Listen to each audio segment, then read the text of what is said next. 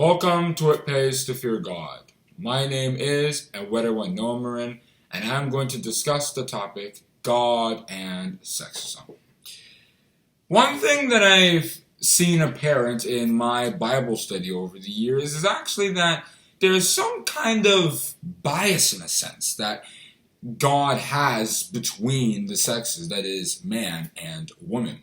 And the Bible makes us to know that there are certain things that men do that women are not supposed to do, and vice versa. But the world has decided to sort of bridge them together and allow women and men to just do the exact same thing.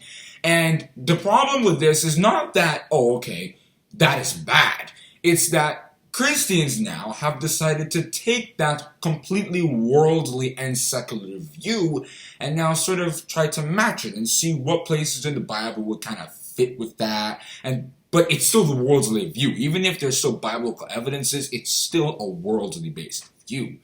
But in this video, I think it's fun to just sort of look at God's original, authentic opinion. That is, what does he think about sexism? Does he see sexes as equal? Does he see them as not? Or does he just not really care and it's an issue that humans just deal with like other issues that we deal with in this world? Well, we're going to be exploring that in this video. To start off with, we have to understand sort of why did God create two different sexes and what was their role or what were their roles?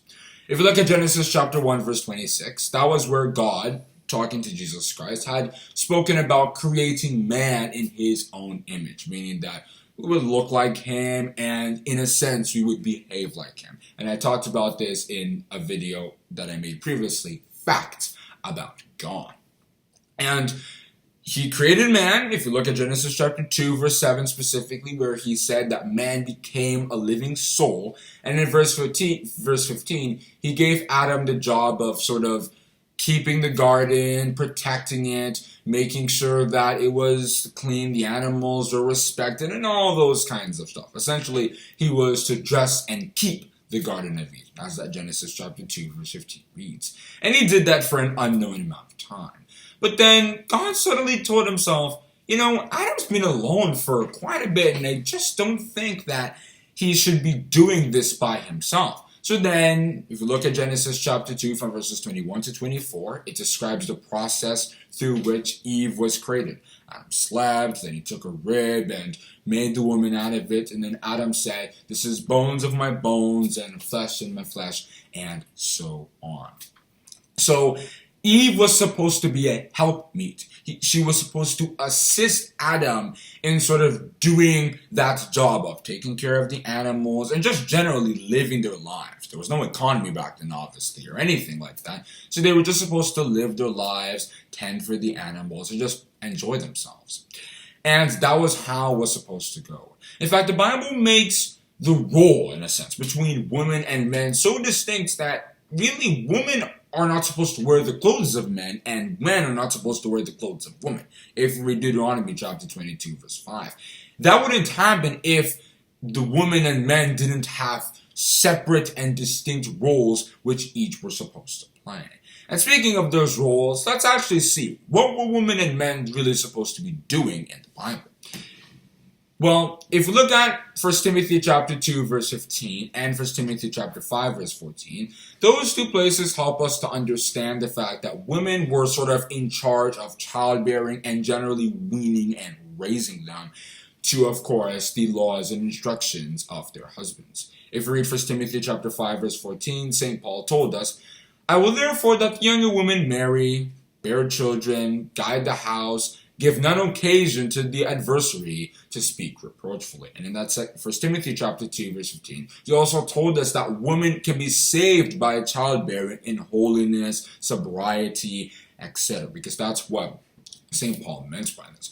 If you look at the spirituality of Abraham, for example, Sarah, the woman or the wife of Abraham, didn't really have a role in it. She was just supposed to carry the child, raise the child up according to what Abraham would want, because Abraham was the real person sort of taking instructions from God and having that kind of interaction, if you understand what I mean. But the role of the woman was supposed to just help the man, because the woman is for the man and of the man. If we read 1 Corinthians chapter 11 in verses 8 and 9. And then the role of the man is supposed to sort of protect his wife, love their wives. If we read Colossians chapter 3 verse 19 and Ephesians chapter 5 from verses 25 to 29. They, of course, are the ones that sort of have that spiritual connection with God. The spirituality of the woman is based on the spirituality of the man. They are not independent. One is dependent on the other. What the man tells the wife to do is sort of the spirituality of the woman, and then that of the man is the one that they actually have with God. And that was why women were supposed to take their prayers to the husbands before taking to God. If we read Numbers chapter 30 from verses 1 to 14. But it's important we understand all the covenants sort of that God had with humanity as a whole, it was to the man. Like circumcision. God specifically emphasized that it was for man children. If we read Genesis chapter 17. The circumcision of woman that foreign pagan nations eventually decided to do was not rooted in the Bible. It was completely secular, and that's just what they wanted to do. Look at the spirituality of Abraham. His wife, like I said, wasn't a part of it. It was just him and God. In Genesis chapter 12 from verses 1 to 3, chapter 15 verses 5 and 6, and chapter 18, God was giving Abraham various promises, and his wife wasn't a part of it. That is the difference between the spirituality of the woman and the spirituality of the man.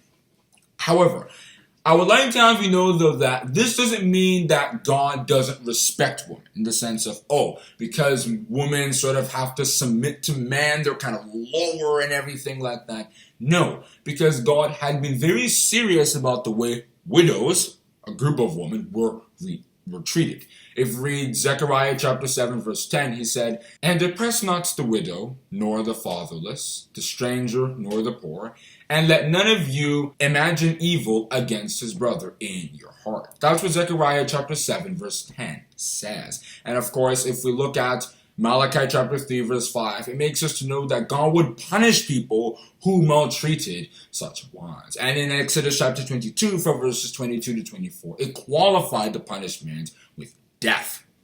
If you look at the way Jesus Christ treated women, he sort of treated them as people you could have as a friend, people who you could interact with, people you could relate with. Generally, women were not treated the way they were supposed to be in Judea. And Jesus Christ sort of played a role model because he was an example. If we read 1 Peter chapter 2 verse 21, which is why he talked with Martha, talked with Mary, stayed with them from time to time, did various things for them, talked with the Samaritan woman as well in John chapter 4. You could see that kind of interaction. However, when Jesus Christ actually wanted to choose the people who would support him, rule with him, etc., labeled the apostles and the little flock in Luke chapter 12 verse 32, though that group was constituted of men. If you look at the 12 apostles in Luke chapter 6 and verses 12 and 13, they were all men. And any apostle chosen afterwards, women were generally not a part of it. They were sort of follow-ups, as in like they followed the apostles. They were disciples, like Aquinas and Priscilla kind of people. That was what they were doing. But they were not going to be taken to heaven or playing any of those kinds of important roles, such as judging the world. If we read Luke chapter 22 from verses 28 to 30, Psalm chapter 149 from verses 5 to 9, and Revelation chapter 1 verse 6. It's important we keep all of this in mind. And it is because of all of this that the Bible had told women to obey their husbands. If we read Ephesians chapter 5 from verses 22 to 24, 1 Peter chapter 3 from verses 1 to 6, etc. And for men to not only love their wives, but respect them, treat them the way they are supposed to. If we read 1 Peter chapter 3 verse 7, Ephesians chapter 5 from verses 25 to 29, Colossians chapter 3 verse 19, and other places in the New Testament. And there are other minor details that people like St. Paul had added, like women staying silent in the church in 1 Corinthians chapter 14 in particular, including them wearing their headbands and other stuff. Those represent spiritual things. It's not that the physical things really matter. It's just that they're supposed to represent the spiritual things, which are the fact that women generally support and help men worship God. And that assistance that they give is their own spirituality, which once they do properly, they will be rewarded salvation for. But I want to get into some examples of when this biblical arrangement didn't exactly fulfill in reality. So 3 women that I'm going to discuss now were people who sort of usurped authority. They sort of wanted to take positions that God didn't allow them to take. For example, Jezebel organized a bad plot in 1 Kings chapter 21. King Ahab was sad that he couldn't get Naboth's vineyard. Jezebel sort of took the position of wanting to organize a wicked scheme to be able to get it to her husband. That is not the role of a woman. The role of a woman is supposed to be to support the man in some case, not drag them into sin. And of course, Eve did a similar thing in Genesis chapter 3. Then Queen Athaliah was also somebody in that condition. And what made her in that condition was the queen part of it. Women were supposed to be under the leadership of men, of course, but she wanted to sort of usurp authority. So she took advantage of the death of her son, Ahaziah, in 2 Kings chapter 11 from verses 1 to 3 and from verses 11 to 21 to rule. And she did successfully for 6 whole years. However, she was justly and righteously sacked at the end of 2 Kings chapter 11. She was killed outside the temple. God did not sort of give women that role. It's not that they're horrible leaders. It's just that God didn't give them that role. So for them to now be running after that role is a lack of contentment. Obviously, contentment with godliness is great gain. If we read 1 Timothy chapter 6 verse 6. So if we want to be righteous women or righteous men, we have to be content with our roles. Then Miriam was also like this in Numbers chapter 12. She wanted to tell Moses why he wasn't a good leader, why he shouldn't have married an Ethiopian woman, and so on. Now, it's one thing for you, a woman, to generally tell a man that. Good, it's not the best, but it's not a sin. But it's another thing for you to specifically try to look down upon someone who is leading God's people. If we read Exodus chapter 19 from verses 4 to 6. God did not like what she did at all, and he cursed her with leprosy, which she suffered for 1 week, and before she was restored to the camp. That is what happens to women who decided to usurp authority and to act presumptuously. David prayed to God to not be in that condition of presumptuousness in Psalm chapter 19 verse 13, where he said, "Keep back thy servant also from presumptuous sins. Let them not have dominion over me. Then shall I be upright, and I shall be innocent from the great transgression." Women should pray that kind of prayer because presumptuousness is unfortunately something that many women have taken upon themselves, and because of that are no more playing the role that God wanted them to. Then this is sort of pretty easy to understand, but what gets more complicated is when women did play that role of authority, but they weren't punished by God because the men did not play their role. As in, men who were supposed to be leading, fighting, etc., because they were sort of sheepish, they didn't do that, and then women who were sensible and knew what they were doing sort of filled in the gaps, kind of. God never likes the arrangement, but he said, okay, fine, because things are no more how they're supposed to be anyway. If you looked at the story of Deborah in Judges chapter 4, a very common one among Christians who don't like the idea of sexism, Deborah was a judge, as they call it, and a prophetess in other places. But she didn't actually really rule. She was just there, and she was sort of encouraging Barak to do his job, fight, and sort of make things the way they were supposed to. And if you look at the song that she sang with Barak in Judges chapter 5, she wasn't singing as if she played a major role in the victory. She was thanking God that God came to the rescue and saved them and made them win the battle. Deborah didn't usurp authority. She wasn't some kind of authoritative person or took authority like Queen Athaliah did. It's important we understand from this example that when the nation of Israel was strong and they were living in righteousness, In the time of King David, women minded their natural role as raising children and other stuff that they did. But it was when iniquity came in, when things were not the way they were supposed to anymore, when God was angry with the nation, that women didn't do their stepping aside. They started coming in and were now in the brunt of leadership. That was not what usually happened, but when things were out of order, they started coming in. And if you look at what's going on in the world, women are playing major roles in leadership because, obviously, these are the last days, and the last days are not normal times. Then, another example, which I should mention, is Abigail in 1 Samuel chapter 25. She acted sort of as a leader in the light of she was calling her husband foolish and not giving that kind of respect that women are really supposed to be giving to their husbands.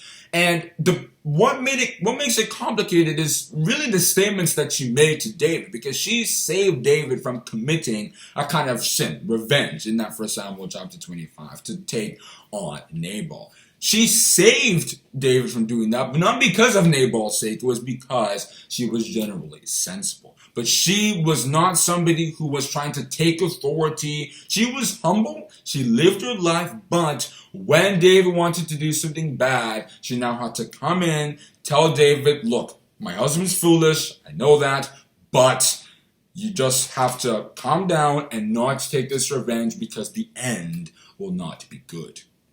Then, finally, there's Huldah in 2 Kings chapter 22 from verses 14 to 20.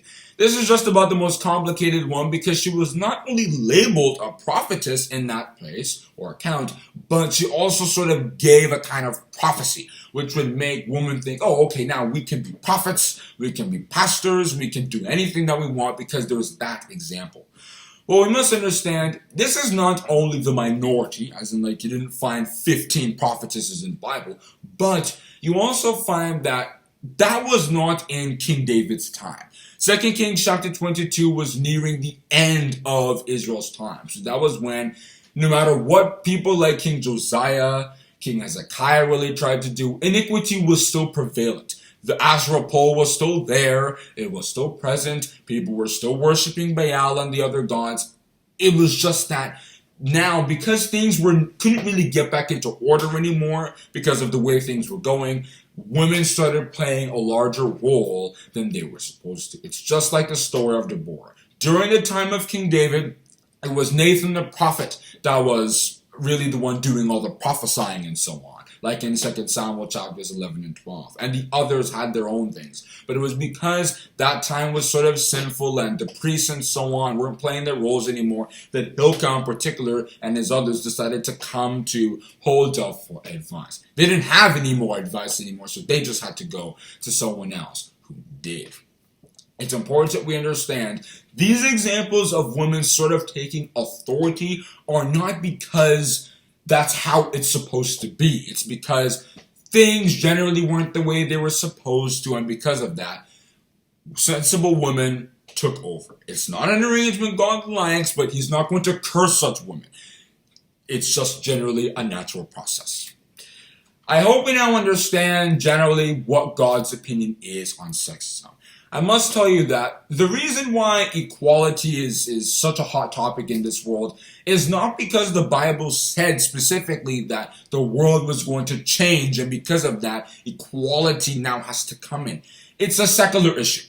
It's something that came as a result of what women did in World Wars I and II. And obviously, women didn't just want that to be left behind because people were already forgetting about it. They were just moving on, completely forgetting that women did all that work, and women said, no, we need rights and stuff like that. And if you look at it from the 1920s all the way till now, you can see that equality has become a hotter topic and women can now do almost anything. Now, I'm not trying to say that this arrangement is bad or sexism is fantastic, and no, that's a human problem and humans took care of it the way they wanted to. The issue of women working, their services helping, and they not being acknowledged properly for it is a completely human issue, and God is perfectly fine with us solving it the way we want to.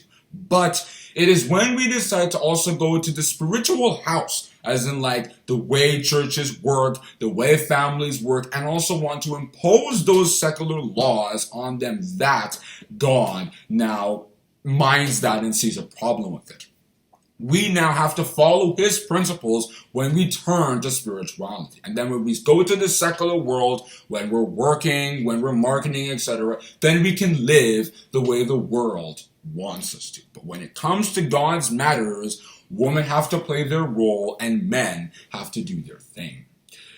Now, we have to understand, if we're not satisfied with this, as in like if we're women and we're like, oh no, I really don't want to do this, we can't question God. This is just what God wanted. There's no scientific reason for why God wanted it so. There isn't something like, oh, women are this and men are that, so because of this, that, men have to play this role and women have to play this role. No, God just decided that that's what happens, and for us who play that role properly, we get equal salvation. It doesn't really change anything.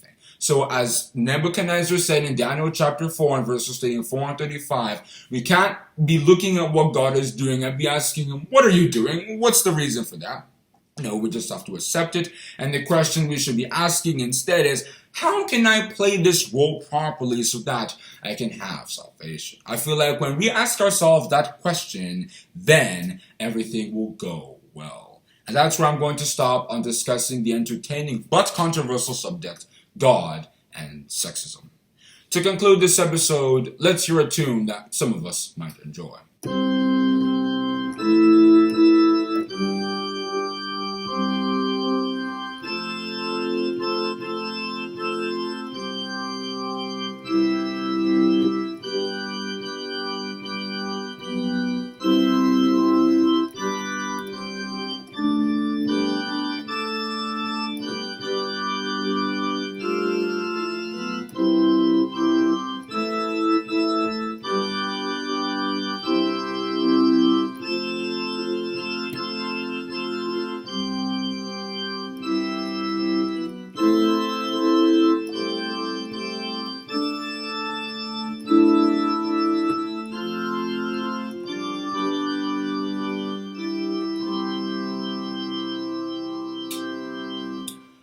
I hope you enjoyed this video and sort of now have an idea on what God thinks about sexism and whether, of course, he sees the sexes as equal or not.